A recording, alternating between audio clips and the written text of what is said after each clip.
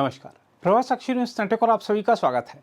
महाराष्ट्र में विधानसभा चुनाव की घोषणा से ठीक पहले राज्य की राजनीति में बड़ा घटनाक्रम सामने आया है। हम आपको बता दें कि महाराष्ट्र के राज्यपाल सीपी राधाकृष्णन ने राज्य मंत्रिमंडल की सिफारिश पर कार्रवाई करते हुए सोमवार देर रात राज्यपाल कोटे के तहत विधान परिषद सदस्यों के रिक्त पदों को भरे जाने के लिए 7 नामों को मंजूरी दे दी।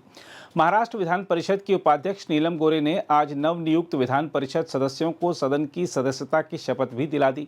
विपक्षी एनडीए गठबंधन ने इस कदम को असंवैधानिक बताते हुए इसे अदालत में चुनौती देने की बात कही है। हम आपको बता दें कि 7 एमएलसी सीटों में से भारतीय जनता पार्टी को 3 और शिवसेना और राष्ट्रवादी कांग्रेस पार्टी को 2-2 सीटें मिली हैं। बीजेपी ने पार्टी की महाराष्ट्र इकाई की महिला मोर्चा अध्यक्ष चित्रा वाघ, राज्य महासचिव विक्रांत पाटिल और बंजारा समुदाय के आध्यात्मिक नेता धर्मगुरु बाबू सिंह महाराज राठौड़ को विधान परिषद भेजा है। तो वहीं एनसीपी ने पूर्व विधायक पंकज भुजबल और पश्चिमी महाराष्ट्र से अल्पसंख्यक चेहरे इदरीस नाइकवाड़ी को नामांकित किया है। शिवसेना ने पूर्व एमएलसी मनीष कायंदे और पूर्व लोकसभा सांसद हेमंत पाटिल का नाम दिया है। राज्यपाल कोटे की कुल 12 सीटों में से अभी 7 सीटें ही भरी गई हैं, 5 सीटें खाली रखी गई हैं। चुनाव के बाद इनको भरे जाने की संभावना है। हम आपको याद दिला दें कि महाविकास आघाड़ी ने अपने कार्यकाल के 2.5 साल में 2 बार तत्कालीन राज्यपाल भगत सिंह कोश्यारी को अपने 12 उम्मीदवारों की सूची दी थी, जिन्हें विधान परिषद में नामांकित किया जाना था। लेकिन कोश्यारी ने न तो उस सूची को खारिज किया था और न ही स्वीकार किया था।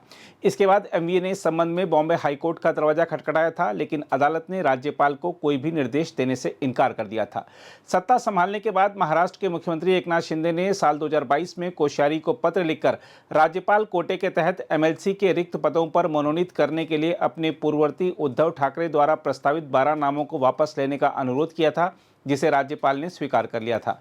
हम आपको याद दिला दें कि तत्कालीन मुख्य न्यायाधीश दीपांकर दत्ता, जो कि अब सुप्रीम कोर्ट के न्यायाधीश हैं, उनकी अध्यक्षता वाली बॉम्बे हाईकोर्ट की पीठ ने 13 अगस्त 2021 के आदेश में कहा था कि यह जरूरी है कि कोश्यारी 12 नामांकनों पर जल्द से जल्द निर्णय लें, क्योंकि 8 महीने का समय बीत चुका है। उच्च न्यायालय की पीठ ने कहा था कि उचित समय के भीतर कैबिनेट द्वारा की गई सिफारिशों को स्वीकार करना या वापस करना राज्यपाल का दायित्व है और विधान परिषद में सीटें अनिश्चित काल तक खाली नहीं रखी जा सकती। बहरहाल आइए देखते हैं सबसे पहले चित्रा वाघ, जिनको एमएलसी पद के लिए नामांकित किया गया है, उनकी प्रतिक्रिया।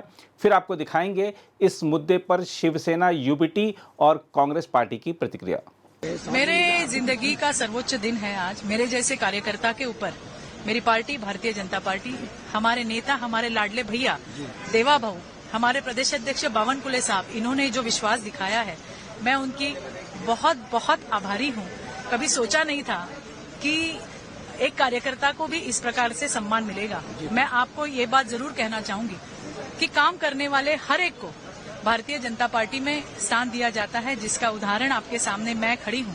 5 साल हो गए मैं भारतीय जनता पार्टी में काम कर रही हूँ। इससे पहले 20 साल और एक पार्टी में थी, आपको पता है। इसमें यूज करो और बाद में फेंक दो, ये नीति हर जगह पे अपनाई जाती है। लेकिन भारतीय जनता पार्टी कार्यकर्ताओं की पार्टी है और हमारे सारे नेता, इनका, हमारे शीर्षस्थ नेतृत्व का हर कार्यकर्ता के ऊपर नजर है, उनको पता है और वो वैसे संधि देते हैं। हम तो रास्ते पे उतर के आंदोलन करने वाले लोगों की आवाज बुलंद करने वाले कार्यकर्ता है। आज मुझे ये संविधान का जो आयुध हमारी पार्टी ने, हमारी नेताओं ने दिया है, आने वाले दिनों में महिलाओं की जो आवाज है वो और बुलंद करने की जिम्मेदारी मेरी है, ये मैं समझती हूँ और बिल्कुल वैसे ही काम करूंगी। बिल्कुल हम तैयार हैं। महायुति की सरकार में हमारे सम्माननीय मुख्यमंत्री एकनाथराव जी शिंदे, उप मुख्यमंत्री और हमारे नेता देवेंद्र जी, उप मुख्यमंत्री अजित दादा पवार, इन्होंने हर तबके के लिए काम किया है। मोदी जी की जो योजनाएं हैं वो घर घर पहुंचाने का काम, उसके साथ ही राज्य सरकार का ऐसा कोई टपका नहीं होगा जो तबके तक हम नहीं पहुंचे हैं। हर एक सेक्टर में काम करने का काम सरकार ने किया है।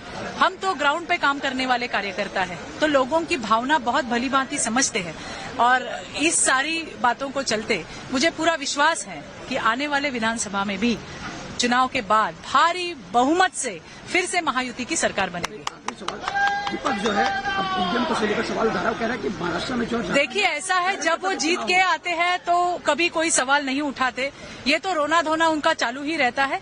और मुझे ऐसे लगता है कि अगर आपने लोगों के लिए काम किया है तो लोग आपको जरूर चुन के देंगे और हमें ये पूरा विश्वास है। कहूंगी कि पूरे महाराष्ट्र वासी, मुंबई निवासी सभी के साथ एक मत से इंतजार कर रहे थे कब इलेक्शन कमीशन घोषणा करेगा इलेक्शन कमीशन। हमने लोकसभा में चुनाव जीता, जनता का विश्वास जीता, पर हमें पूरा विश्वास है और हर शिव सैनिक इसका इंतजार कर रहा था कि ये जो गद्दार लोग हैं, जिन्होंने पार्टी के ही साथ गद्दारी नहीं की, इन्होंने खोखे के आधार पर महाराष्ट्र के साथ गद्दारी की।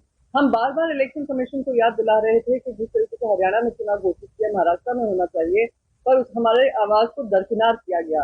10 दिन, अक्टूबर के पहले ही 10 दिन में करीब 1300 से ज्यादा गवर्नमेंट रेजोल्यूशन पास हुए हैं, जिसमें लाखों करोड़ों सरकारी लूट शामिल है, जहां पे ऐसे ऐसे निर्णय लिए गए हैं जो सरकारी खजाने को खत्म करने वाले निर्णय हैं।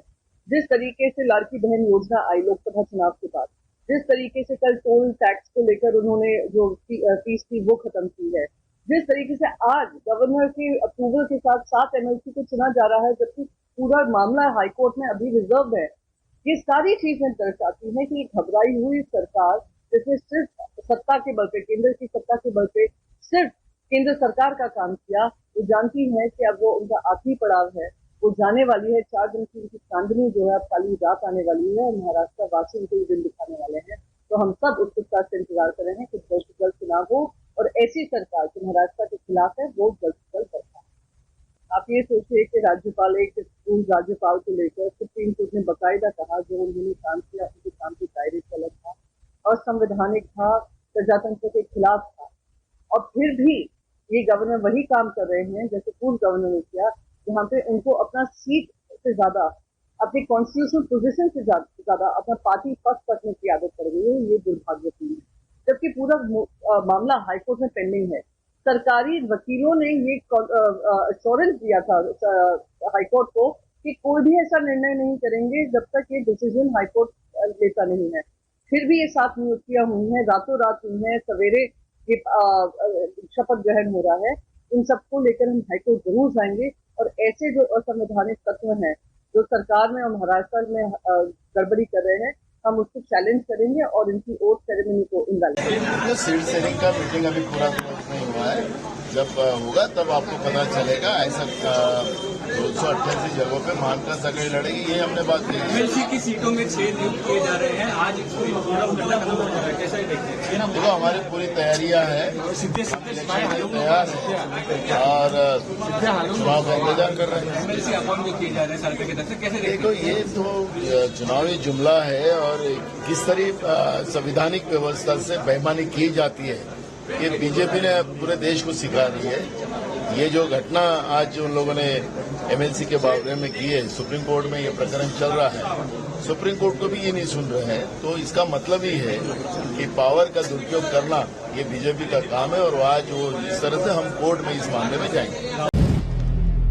अगर आप भी लेना चाहते हैं देश दुनिया की तमाम जानकारी तो आज ही सब्सक्राइब करें हमारे चैनल को। साथ ही नीचे दिए बेल आइकन को जरूर दबाएं ताकि हर अपडेट आप तक पहुंच सके।